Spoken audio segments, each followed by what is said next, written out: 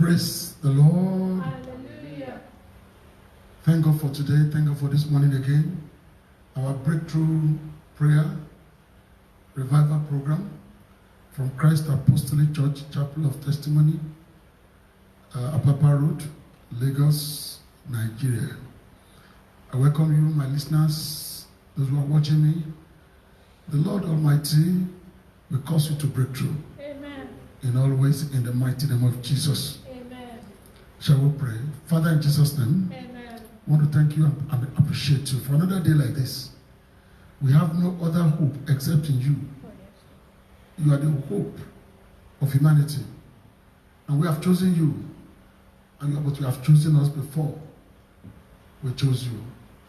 We love you, but you have loved us before we loved you.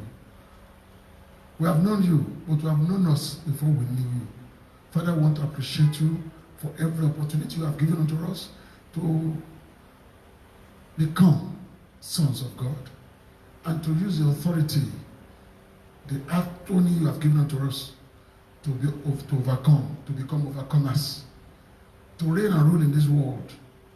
Even though the prince of the world is ranting and raving, but we are more than conqueror, because we are in you. You are in us. You direct us. Take all the glory in Jesus' name. Amen. As we go into the prayer today, Father, move mightily. Amen. And your word, let it come out exactly as you want it to be. Amen. In the mighty name of Jesus. Amen. Thank you, our Lord. Amen. Bless the hearers. Amen. Bless their hearts. Amen. Let us receive everything that you have prepared for us. Amen. And let us prevail Amen. in all ways. Amen. For in Jesus' name we pray. Amen. Praise the Lord. Hallelujah. This morning, I think I promised that we're going to pray from where we stopped last week. But unfortunately, we couldn't start this broadcast early enough because of some technical issues. We couldn't start it early enough. So for me to go into the formal prayers could really stop or hinder the flow of what we have arranged today. So I'm very sorry for that I couldn't continue with it. So the title of my message today, where we're going to pray with, is continues with the theme, termination of the old order. But then the title is, I will build my church. I will build my church. And that is the word of the Lord Jesus Christ. His statement in Matthew chapter 16, verse 18. You know, he was emphatic about it. He was authoritative about it, with a sense of mission. You know, saying that I will build my church, which means I will construct my church. I will model my church. I will form my church. I will develop my church. I will add to my church. I will establish my church. I will enlarge my church. I will increase my church. I will strengthen my church. I will fortify my church. You know, those are the synonyms of I will build my church. These are the words of the head of the church, the founder of the church, the owner of the church himself, the shepherd, the true shepherd of the church himself. And these are everything that Jesus mentioned. We can take it, accept it as the truth, infallible truth. The truth that is unassailable, that is nothing can change it or overcome it. The infallible church, the word of God. When you look at the words that I've just mentioned as synonyms of I will build, that is what I will build mean. What it means, I will construct. It is a prayer that every child of God should pray. Father, construct me or reconstruct me. Father, model me or remodel me. Oh Lord, form me or reform me or transform me. Develop me. Develop my potential, my life and everything. Or add to me. Add quality. Add value. Add what I don't have. Add wisdom. Add knowledge. You can pray that God establish me.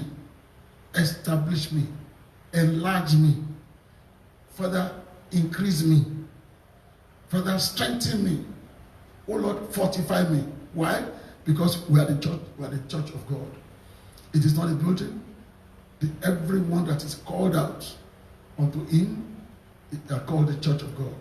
So if God says, if the Lord Jesus said it so emphatically and so authoritatively, then you have to hold on to that and begin to use it. I will build my church. If you have not gotten to the point of being built, then you have to appropriate that word. You have to begin to use it. It is the message of the commander, excuse me, of the head of the church, of the owner of the church, of the Lord of the church, of the shepherd of the church, unto you. If you are under his shepherdhood, then you have right to use the word to appropriate it and to begin to use it as authority, power to overcome, power to overcome delay, to overcome hindrances, to overcome oppression, things that will not make you to really become what he wants you to become. Because what he wants the church to become is the reason why he said, I will build it. The church, when Christ was saying it, was at his infancy. He only had some few disciples around him. But when you look at those words today, you can rest assured that that word is yea and amen. It carried weight of authority and power.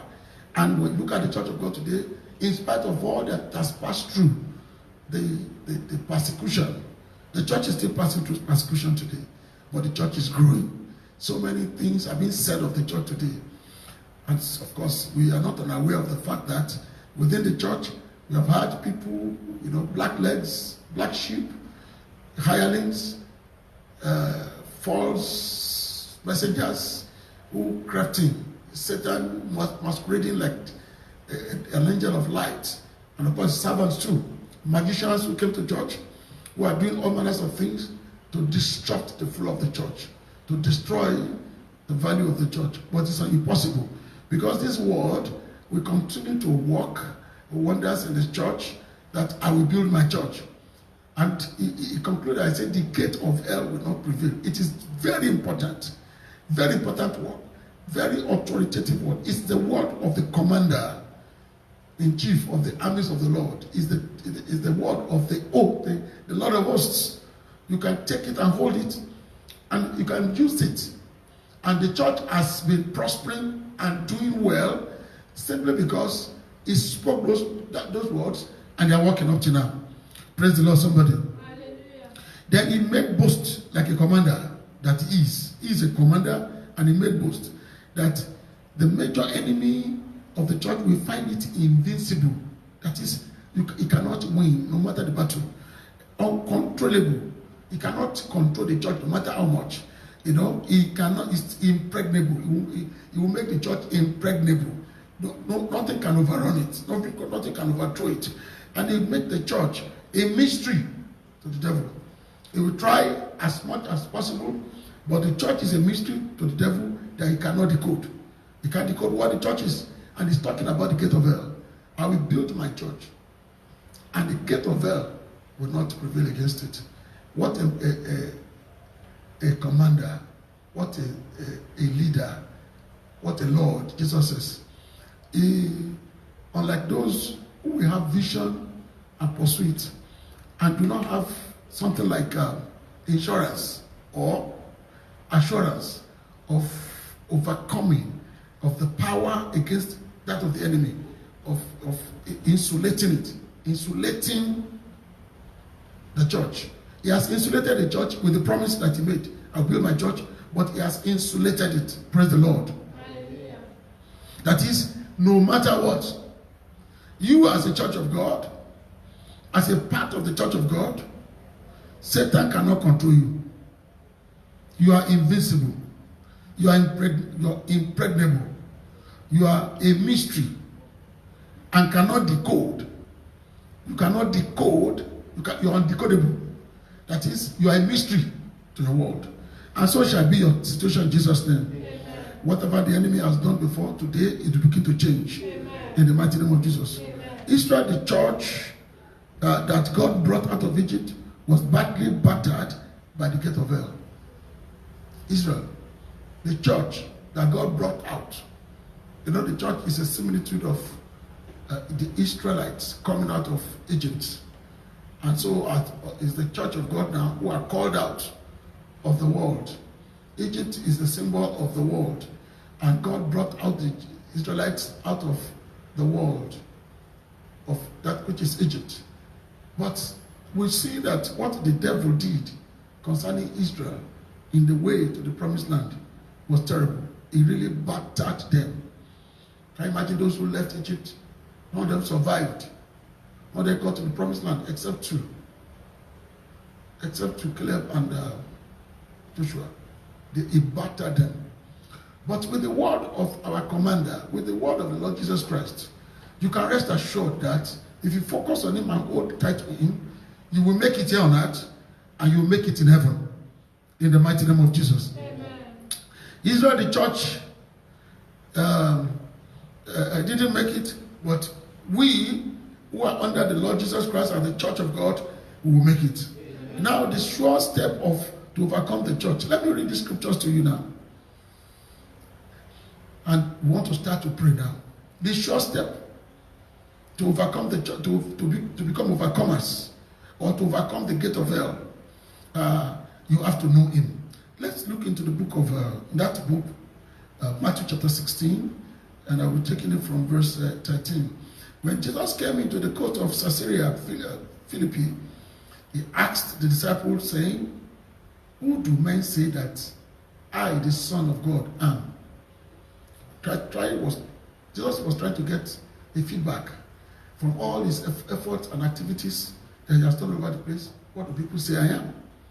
He was asking his disciples, because those are the people who have the ear to the ground, who are in contact with the people.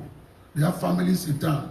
So he was asking, what do people say I am? Of course, they were able to answer it quickly. And he said, some say that thou art John the Baptist, some Elias, and others Jeremiah, or one of the prophets. So, imagine the view of the people. So many people come to church today, and this has to tell us what the state of the church is. When you have been overcome, when you are easily decoded, comprehended by the devil, by the gate of hell. When devil, which is the gate of hell, and the forces of darkness can easily overwhelm you, you should know that something is amiss somewhere. Whatever will not make the word of God to become practical in your life, something is amiss somewhere. Because he's not a liar. His word is yea and amen. And it is true. It is prophetically authoritative. When he says the gate of hell will not overcome. So are you being overcome? Are you being overwhelmed? Are you being comprehended or decoded or overwhelmed by whatsoever? By the power of darkness, the force of darkness? There's something is amiss somewhere. Look at this scenario now. He was asking, what do people say I am? The question should go to you as a child of God. Who do you think Jesus is? When you say Jesus is, Elijah, it means that he's a one who calls fire to consume his enemy, but he still ran from that same enemy. Jesus never runs. The commander-in-chief that we have will stand firm and overcome all forces. In fact, the worst enemy of humanity, he took his power, death, and he made a public show of them. That's what the Bible tells us. So he is a winner. He has won eternally, and that is the victory he has given unto us. But when you see Jesus, like people go to church today, seeking prophets, seeking the prophet, their prophet, the weakness of that prophet that they are seeking and they put their trust in becomes their weakness. The errors of such prophets becomes their error. The failure of such prophets becomes their failure. If Jesus Christ is the one that you know, you can be sure that there's no error in him. There's no shadow of doubt in him that he is in charge of all things. Some people call him Jeremiah. What is Jeremiah? The weeping prophet. The one who even told God at the point that God was a bully because he thought that God overwhelmed him because he was powerless.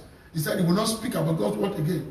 He was a weeping prophet, and several times he fell and became inconsolable God had to make him because he was a servant of God. But this is not Jesus Christ. Even though Jesus wept, he wept for our sickness, he wept for our sin, he wept for our iniquity, he wept for our weaknesses. But he became strong and gave us, he received all the power in heaven and earth, and he gave us the attorney to begin to use it for him. So it's not Jeremiah.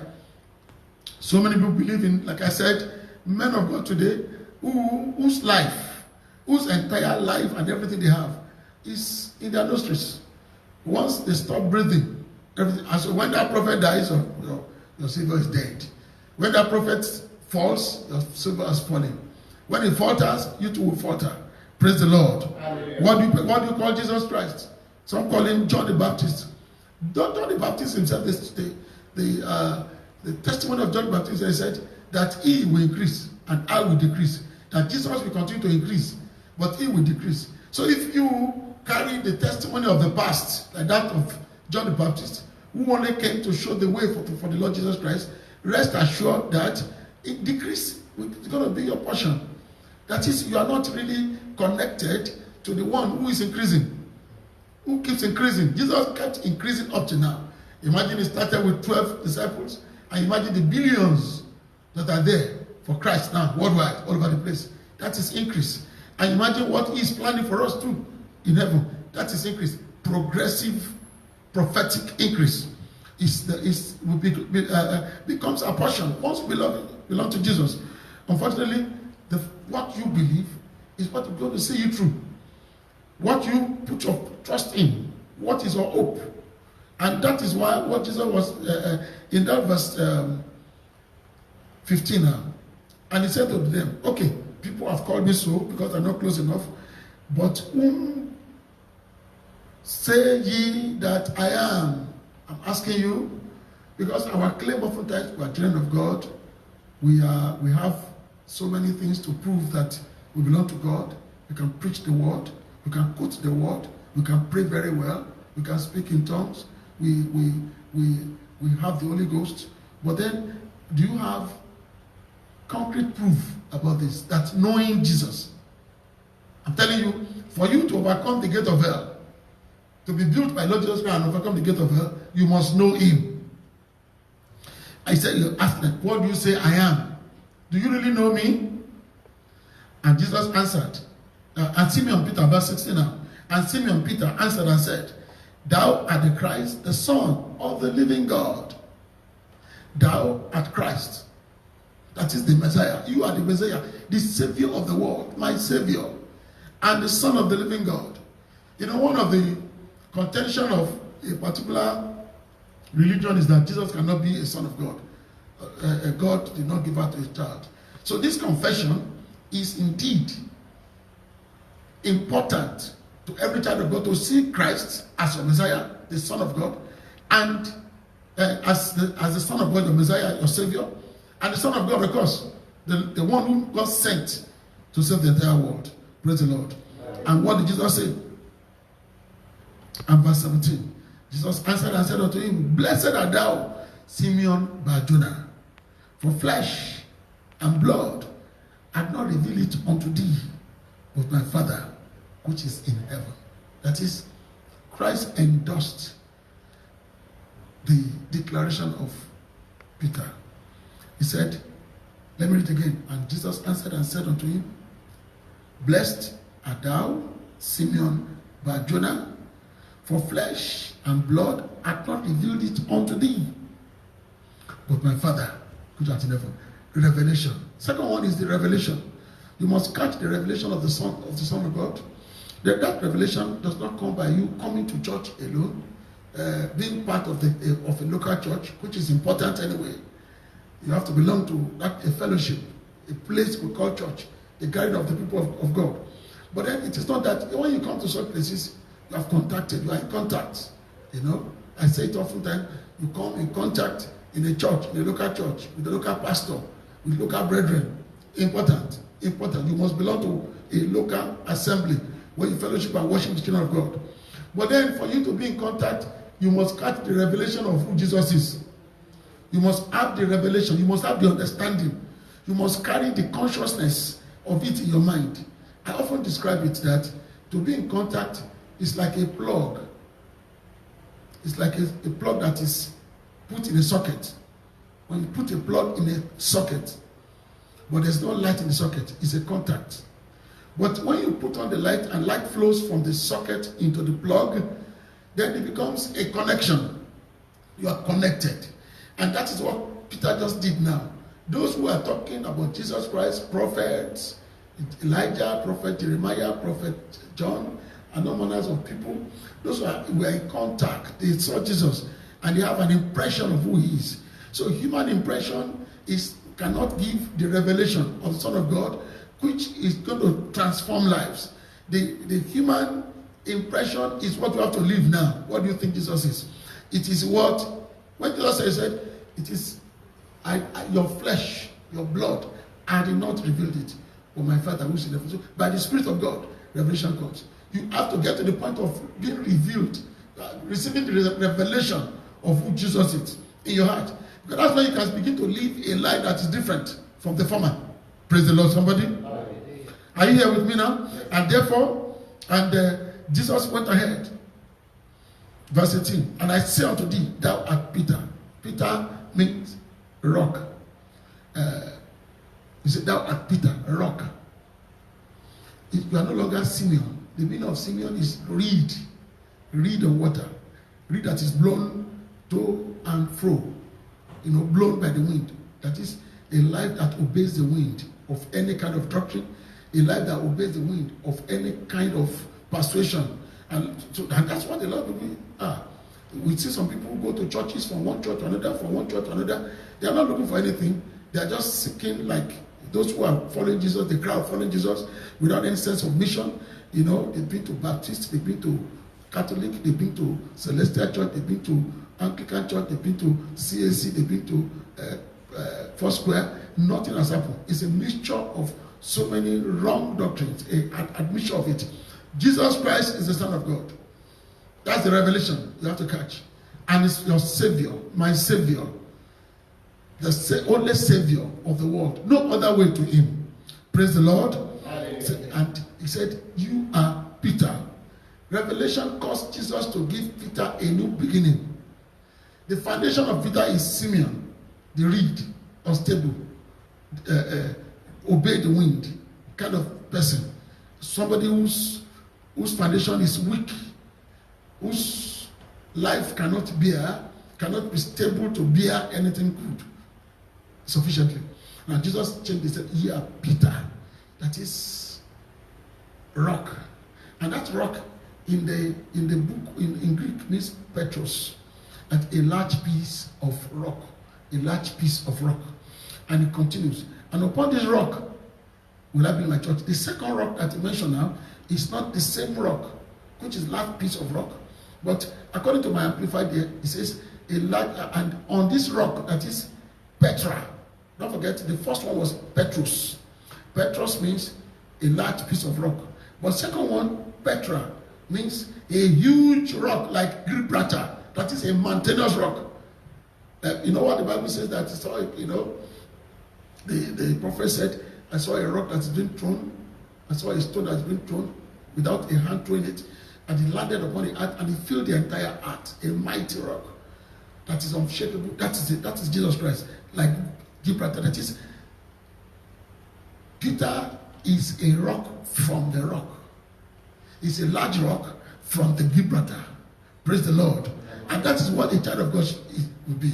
When revelations enter, when you receive revelation of who the Son of God is, then you find out that you become unshakable, unmovable, untouchable. You become stabilized. You become strong. You become invincible. You become impregnable. You can now withstand the gate of hell. Praise the Lord. Can you see now why so many people have been overrun, overcome, overthrown by the gate of hell? Even though they claim to have Christ, one, they've contacted, but they have not connected. Why? Because revelation has not come. Revelation is the one that can stabilize of the person of Jesus Christ, revelation of the person of Jesus Christ, when you understand him and know him by faith, and you are holding on to him as the Messiah, your Savior.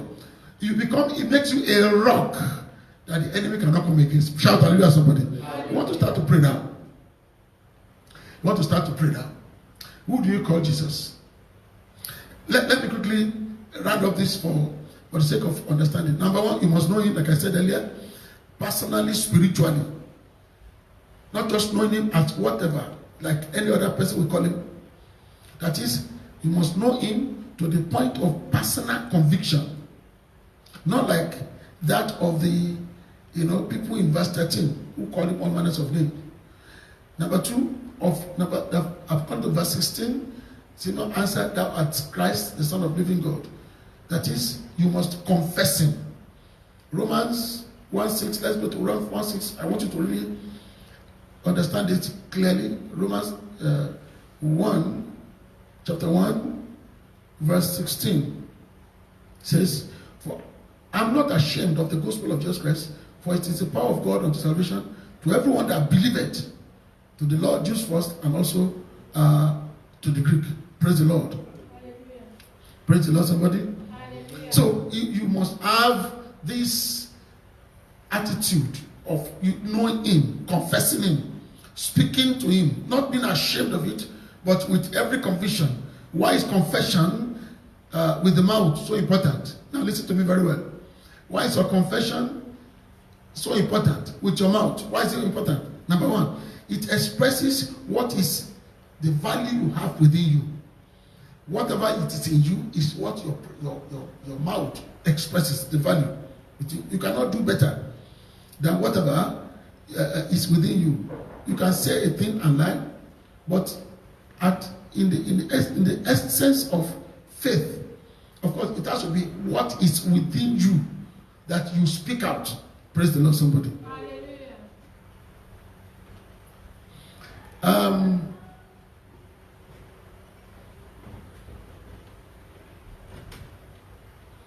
At the book of Matthew 12:24 tells us something. It says, "But when the Pharisees heard it, they said, This fellow doth not cast out devils, but by Beelzebub, the prince of devils." And Jesus became angry because their confession is what came out of their mouth, out of their heart. And Jesus became angry and told them, with what you have just expressed, you have not sinned against the Son of God, but against the Holy Spirit. That is, what came out of them has given them a destiny of destruction. It shall not be a portion. Amen. In the name of Jesus. Amen. Number two, your mouth must confess, because authority of conviction, authority of covenant rests in the tongue. According to the book of Proverbs chapter 18, verse 21, that the power of life and death rests on the tongue. It's on the tongue. The power. So when you say it, it becomes, your portion, so to say, because you have decreed a thing. Number three, what is declared becomes a decree that gives definition to life, and consequently becomes a destiny of a man. Look at the book of Numbers chapter 14, verse 28. You can write it down. The Israelites confronted Moses, and they told him, "Why did you bring us this far? Is it because there are no graves again in Egypt, and want us to die in the wilderness? Let us return to Egypt, so that the life there is better than dying in the wilderness and being buried there." And God told them, "Exactly what you said in my ears, I will do. You will die in the wilderness. None of you will get to the promised land." Be careful of what you say in God's presence. Your confession, it became their destiny. What they said became their destiny. So whatever you're going to say today, by God's grace, the few minutes we have to pray shall be your destiny. In the name of Jesus. Number 4, one cannot possess what you do not declare. You only possess by declaration. You are going to declare today, Lord. Say, "Oh Lord, help me. Lord, help me. Help my declaration. Help my faith. Help my understanding." In the mighty name of Jesus, open your mouth and declare that now. Come and say that.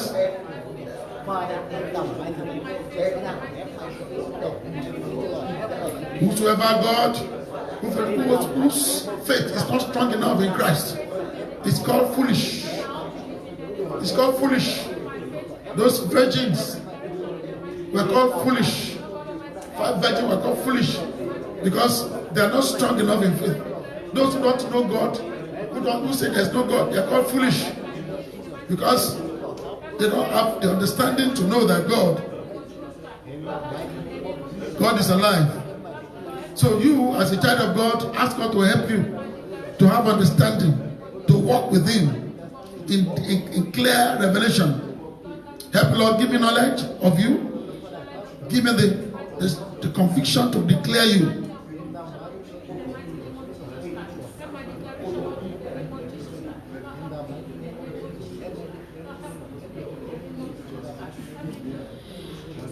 In Jesus' mighty name we pray.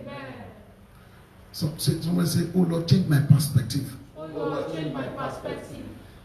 Change my sight. Change my sight.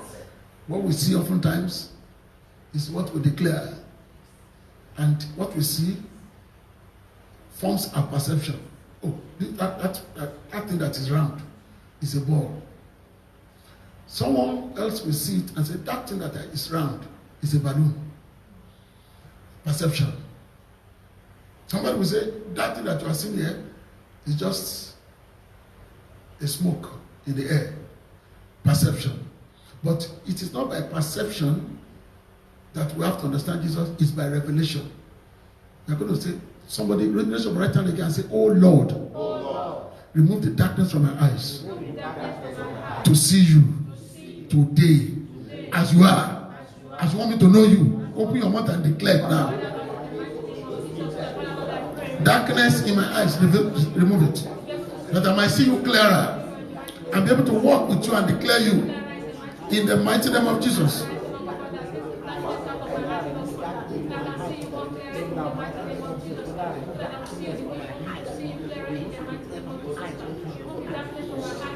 In Jesus' name we pray. And the Bible says in verse 16, and Simeon Peter answered and said, thou art Christ, the Son of the living God. And when Christ will say, said, it is not flesh or blood that revealed it to you, but my Father who art in heaven. Shout, my Father, my Father. My Father, my Father. Remember that whatever you declare will become your definition, your destiny. Whatever you declare becomes a decree that will impact your destiny. So please prepare for it now. Say, my Father, my Father. My Father, my Father. Give me utterance. Give me utterance. To declare you the way you want me it to be. Give me utterance. To declare your life. To declare you. To declare you exactly by revelation. Open your mouth and pray. Help me, O Lord, to declare you exactly what you want me to know by revelation. Yes, not flesh, not blood. Help me, Lord.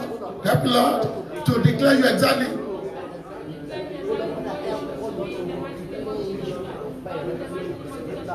In Jesus' name we pray. I told you of contact and connection. Somebody say, Lord, I want to contact you and I want to connect you. From now, I will contact you, I will connect you. I am contacting you and I'm connecting you. Open your mouth and declare it now.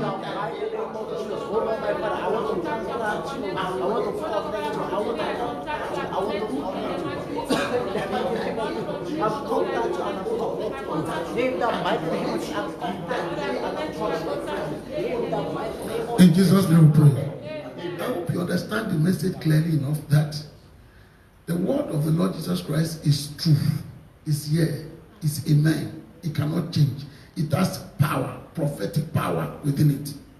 And we have to understand that if he said that the gate of hell will not prevail against my church, then you have to know that you are the one he's talking about. So if you have any battles where the gate of hell, they are vaunting, they are, ranting, they are raving, they are shouting, they are causing chaos around you, and they are impacting you, they are affecting you. Something is wrong somewhere. Find the missing link. Are you finding it difficult to move forward? Yeah, it doesn't matter how old your trouble is. It could be covenant based. It doesn't matter how deep your trouble is. Yes, it could be an error of some generation past. It doesn't matter how crooked you are. it could change the story totally. Once you are contacted, you've contacted him and connected him. Are you listening to me? This is very, very important. Knowledge, understanding is what Christ wants. For you want to know him. You will not know all the books in the world. When you know Jesus Christ, you know everything. So the faith where I'm trying to express, the word of God of faith I'm trying to express now is what you must catch today. Because from today, if that understanding is in you, and you can walk through this word that you say, the gate of hell will become failure. They will fail, they will not prevail. Amen. Amen. He said they will not prevail. What does it mean? They will fail. So that prevail, nothing can change it. The other word about it is fail. Not succeed. From today I say the gate of hell will not succeed again over you. Amen. With the revelation you are catching now, I have come to the point that I think it is futility for the church of God to keep praying about one witch or wizard somewhere. Those are feeble field soldiers of the devil. Even demons. Once you are in connection with the one who swallowed death in victory, with the one who conquered Satan and all his power and forces, with the one who is called life, you can connect with him, effectively well. All those forces, they know they will fall apart. Even if they try you, they know they will fail. And every time they try, I have seen it happen. I'm telling you the truth. They will come cringing, bowing, and submitting because they know who you belong to. There's a story, I've heard it before, but then I saw it in video again. The man of God, Prophet Oyelami, said it. He said he went to visit somewhere, somebody at home in Ibadan. And he was coming out, he saw that the entire street was empty. So some people were coming. The occultic people, they were coming. They were filing. He said about 40 of them. He said the one in the front was carrying something like one terrible thing on his head. And of course, you could see crown on the head of all of them as they were coming. He said the man who he came to visit, that was escorting him, said, Baba, he said the man even prostrated for him, that he should go back. You don't face this kind of people. He said, thank you, God. This is an opportunity for you to demonstrate all the things that you have been saying. He said, it's for you to show your power. And the man kept walking towards them. He said, as he was walking towards them, they were making incantations. He said the incantation was bouncing upon his head. That was where the man put it. He said, and he was approaching them. And they were coming. They were making incantation. Serious incantation. Which normally, the man should have fallen there and died. He said, when he got to a point, he said the man just stopped. He said, when the occult meets superior power, he said they will prostrate, they will bow. He said all of them, he said the man bowed, and all of them bowed to him. That this is superior one. And they bowed, they prostrated. From today, as you are listening to me, it is not just prayer that you pray.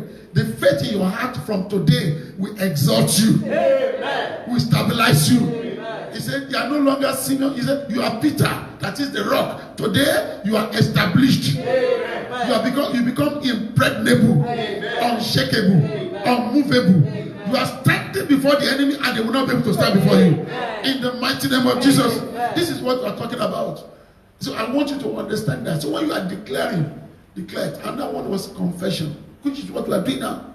You are praying by confession. So when you start facing one boy, one man, one woman, one witch, one wizard, one familiar spirit, it means that you don't understand. Your understanding is not clear enough. Most times, the prayer we pray give so much attention, give so much glory to Satan. We do not look into the word of God to appropriate what the word of life that has given unto us, to walk in it. When we mention Satan, when a child of God mentions Satan, Satan should be afraid. What have I done again? Well, every time we mention Satan, we enter witches. We pray with fear. We pray with superstition. We pray with suspicion. We pray with, as if these are enemies that are so powerful. Whereas Jesus says, they will not prevail. Are you listening to me, somebody? From now henceforth, like I said, it is not much of prayer today, but as much as your faith is working in the word you are hearing. And it says in that verse 18, thou art rock. You are going to say, raise up your right hand and say, Lord, stabilize me. Lord, stabilize me. From what he did here, he called Peter. Every child of God should pass through this process too. You could have been unstable, movable, touchable. You become a pawn in the chest board of the enemy. But once you are able to get to this point, that you have revelation of the Son of God, you are connecting him. Therefore, you become a rock, unshakable. Say, oh Lord, from today, stabilize me. Stabilize me. No, don't just speak. I say declare. Say, oh Lord, from now, stabilize me. Stabilize In you, stabilize me. In this world, against the gate of hell. Open your mouth and pray now. I need stability. As I've declared you, I need stability. As I know you, I need stability. As I confess you, Father, stabilize me. Stabilize me. Stabilize my life. In Jesus' mighty name we pray. Amen. The Spirit of God said I should lead some people to him now. If you are there, you don't have Jesus Christ, you don't know him, you don't understand this depth of the word that you have had now. You are just getting it. He said I should lead you to him. He said I should lead you to him. Wherever you are, I want to pray with you and say after me, say, Lord Jesus. Lord Jesus, I have heard your word. I have heard your word. And I believe your word. And I confess your word. That today I declare you. That you are the Christ. That you are the Christ. My Messiah. My Savior. And you are the Son of God. From now henceforth, let me connect you and begin to help me to understand you, to have knowledge of you, to have understanding of you, and to carry the confession in my heart about your glory, about your power, about your majesty. In the name of Jesus, let me grow from strength to strength in this confession, in this faith, in the mighty name of Jesus. Help me to stand in all ways. In Jesus' name, amen. Praise the Lord. Hallelujah. Cry now to God. He said, when you say something is a reed, that is, like lily of the water that is blown to and fro. It is blown by the wind. It is blown by the water. You're going to say, oh Lord. Oh Lord. Everything. Like wind. Contrary wind. Against my destiny. In the mighty name of Jesus. Let them disappear. Father, rebuke them for me. From today. Open your mouth and pray now. In the mighty name of Jesus, in the mighty name of everything. Every contrary wind blowing me, that makes me unstable, that blows me back to and fro, that blows me back and forth. Father, rebuke them today. Let them be stilled today. In the name of Jesus. In the name of Jesus. In Jesus' name we pray. You can even rebuke yourself now and say, oh Lord, in your name, I rebuke every contrary wind blowing against my destiny that is making me unstable. I rebuke you in the name of Jesus. Open your mouth and declare now. Father, in the mighty name of Jesus, every contrary wind that is blowing. Yes, in the mighty name of Jesus. Contrary wind that makes me unstable. In the mighty name of Jesus, I rebuke you. I am no longer Simeon. I am Peter. I am Peter. In the mighty name of Jesus, I am no longer Simeon. I am Peter. In Jesus' name we pray. Declare, say, I am no longer Simeon. I am no longer Simeon. I am not being blown about any longer. But I am Peter. I am the rock. I'm stable.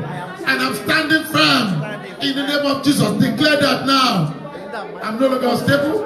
I'm no longer Simeon. I am Peter. I am standing in the name of Jesus against any wind, against any power of the devil, against every power of the gate of hell. I am standing. I'm standing strong in the name of Jesus. I'm stable. I'm not movable. I'm stable. I am not controllable by the power of the devil. In the mighty name of Jesus, I'm not shakeable. I'm standing firm. I'm not shakeable. standing firm. In the mighty name of Jesus. I'm not on that side, Lord. I am Peter. Declare it very well. Declare very well. In the name of Jesus. I am the rock. In the mighty name of Jesus. I am the rock. In Jesus' name we pray. I said, the gate of hell shall not prevail. Somebody say amen. Amen. He said so. It is because of you. You know, that shall. He did not say, has not prevailed. No. Because he has overcome it already. Swallowed their power. Say, shall not prevail. That those who believe from now, it shall not prevail. It's a continuous tense. Shall not prevail. They will try, they will not prevail. You are going to say now, every effort of the gate of hell, of the instruments of the gate of hell against me, against my health, against my knowledge, against my marriage, against my destiny, against my career, against my finance. In the mighty name of Jesus, I say, I baptize you with failure. With failure. Open your mouth and pray now. Yes. Every effort of the gate of hell, every power of the gate of hell, every device of the gate of hell, in the mighty name of Jesus, I say you will not prevail. You begin to fail. I baptize you with failure in the name of Jesus. I baptize you with failure in the name of Jesus. I baptize every instrument of the gate of hell with failure. You will not prevail. You will fail. You continue to fail in the mighty name of Jesus. In Jesus' name we pray. And that is what God was talking through Prophet Isaiah. Isaiah 54 and verse 17. No weapon that is formed against this shall prosper. You are going to pray now. Maybe you have received so many arrows.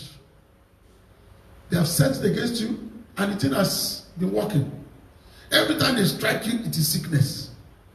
Every time they speak something, everything collapses.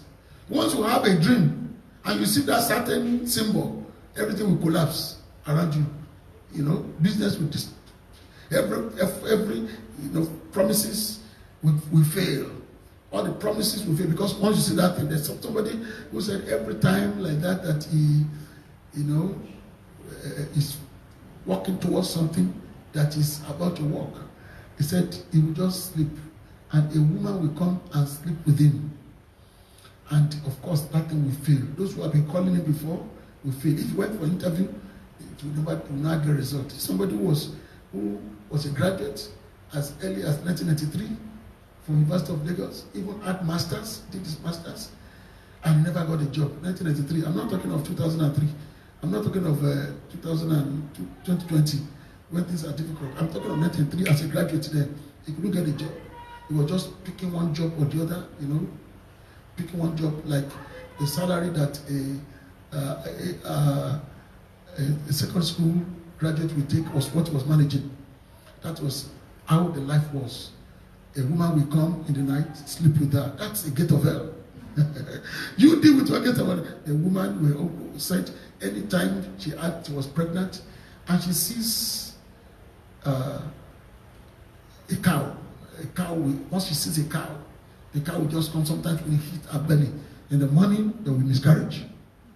Until he met a man of God. He went for prayer in the prayer meeting where Baba Obadare was ministering. And the blessed water, she drank water. When she slept overnight, he said that cow came again. The pregnancy was already 3 months. He said that cow was running. He said just right there, Jesus. He said he saw that a rock stood between her and the cow. And the cow smashed the head against the rock. And the thing, like it was pulverized, broke into pieces. That was the end of the battle. Your battle will end today. I'm talking of this man of war, Jehovah Sabaoth, our Lord Jesus Christ. He said, no weapon formed against you. You shouted that your two hands up and cry, from today, I am the rock of the Lord Jesus. You weapon of the gate of hell, in the name of Jesus, catch fire and be destroyed. Open your mouth and pray.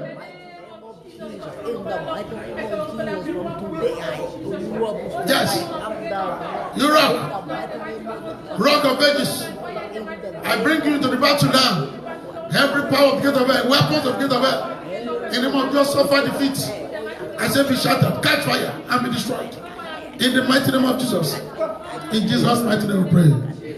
One of those things that the gate of hell uses now is again tongue. It's every tongue that shall rise against you in judgment, thou shalt condemn. You will condemn. You will condemn every tongue that shall rise against you, because they bring judgment with their tongue. Strife of tongues. The Bible calls it strife of tongue.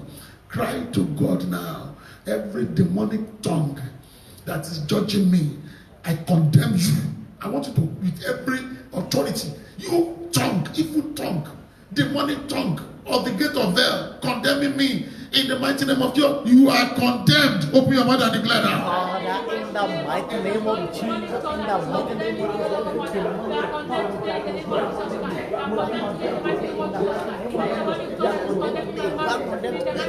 you demonic tongue condemning me, condemning my destiny, condemning my virtue, condemning my potential, condemning my finance, condemning my marriage, condemning my life, condemning my vision. In the mighty name of Jesus, I come against you. You will not prosper. You will not flourish. I command you to scatter, to be paralyzed. I command you to dry up in the name of Jesus. You tongue, I said, come to your palate. You will not flourish. You will not prosper over me.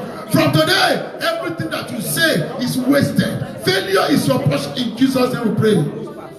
Declare, say, failure is the portion of every instrument of the gate of hell against me. Failure, baptize them from today. Open your mouth and pray. Failure is the portion, because the Bible says they will not prevail. So failure is their portion.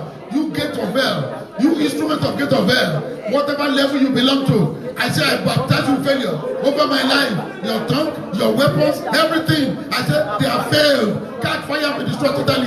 In the name of Jesus, I'm more than conqueror. In Jesus' name we pray. Say, I'm more than conqueror. I belong to Calvary, not the gate of hell.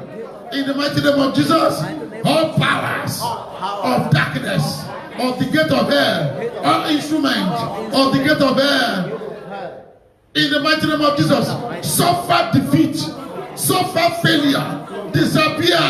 In Jesus' the prayer.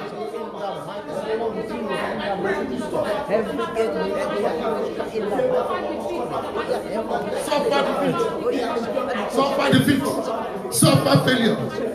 So shall it be. It is established in the name of the Father and of the Son and of the Holy Ghost. What we have had today becomes power of strength. It becomes strength of our souls. It becomes our faith that is unshakable. In the name of Jesus, I say from now henceforth, you are not blown by the wind, by the storm again, but you are standing firm and you are withstanding the devil and you are overcoming our consistent experiences. From today, your consistent experience shall be success. Amen. They will come against you, but they will run in different ways. In the name of Jesus, they will not be able to stand. Your confession in Jesus Christ shall stand firm. In the mighty name of Jesus, you will walk and walk tall. In the name of Jesus, no more failure, but success. It is your portion. Thank you, Almighty Father. We appreciate you. In Jesus' name we pray. Amen. Amen. See you again next tomorrow by 5 o'clock for Bible study. The Lord will bless you mightily in the mighty name of Jesus. Remain blessed. Remain safe and remain saved. And remain rapturable. God bless you.